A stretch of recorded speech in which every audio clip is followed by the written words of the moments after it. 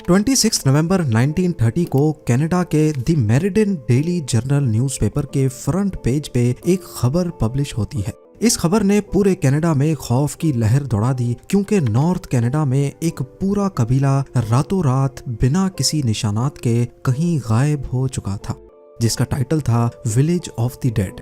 नाजरीन, north Canada के दूर दराज इलाके में मौजूद ये है एंजिकोनी लेक, जिसके किनारे पर एक छोटी सी बस्ती में एस्किमो नामी ट्राइब रहता था। ये नॉर्थ कनाडा का वो एरिया है जहां हजारों नहीं बल्कि लाखों स्क्वायर किलोमीटर्स के एरिया पर सिर्फ चंद हजार लोग ही बसते हैं। एंजिकोनी लेक में मछलियों के अलावा आसपास के एरिया में दूसरे जानवरों का शिकार भी होता है और इसके लिए कई शिकारी यहाँ आते रहते हैं। जो लिबेल नामी एक शिकारी इस इलाके में शिकार के लिए आया।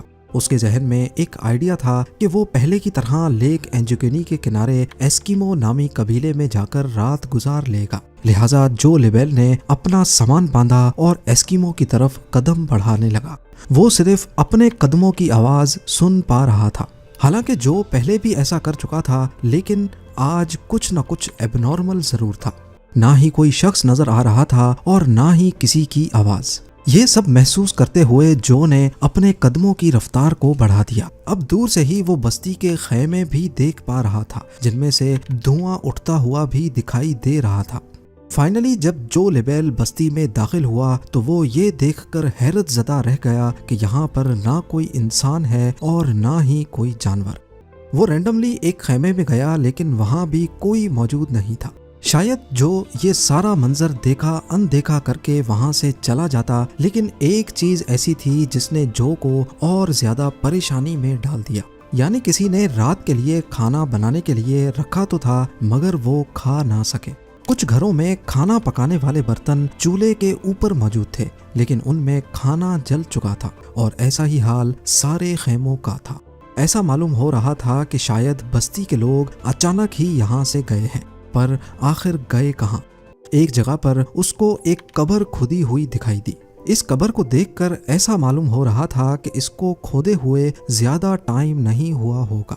जो लिबेल ने पूरी बस्ती की तलाशी लेना शुरू कर दी। ये सब देखते हुए जो लिबेल की परेशानी और खौफ में बेहद इजाफा हो चुका था। कोई ऐसी अनहोनी हुई है जिसने लोगों को अचानक से कहीं जाने पर मजबूर कर दिया है। जो ये सब कुछ देखकर ज्यादा देर बर्दाश्त ना कर सका और जल्द अज जल्द करीबी टेलीग्राफ ऑफिस पहुंच गया। वहां से उसने रॉयल कैनेडियन माउंटेड पुलिस के कैंप्स पर राब्ता किया और उनको आंखों देखा हाल बयान कर दिया। पुलिस को शक हुआ कि शायद यहाँ किसी ने हमला किया है और बस्ती के सारे लोगों को मार दिया है। पुलिस ने फौरन गांव वालों को ढूंढने के लिए एक सर्च ऑपरेशन का आगाज कर दिया। सारी बस्ती बर्फ से ढकी हुई थी, लेकिन उस बर्फ पर किसी के भी पांव के निशानात नहीं थे। वहां सिर्फ एक ही शख्स के पांव के निशानात थे और वो जो लिबेल के अपने थे। लेक के ऊपर भी बर्फ जमी हुई थी और बस्ती वालों की कश्तियां जमीन पर खड़ी थी।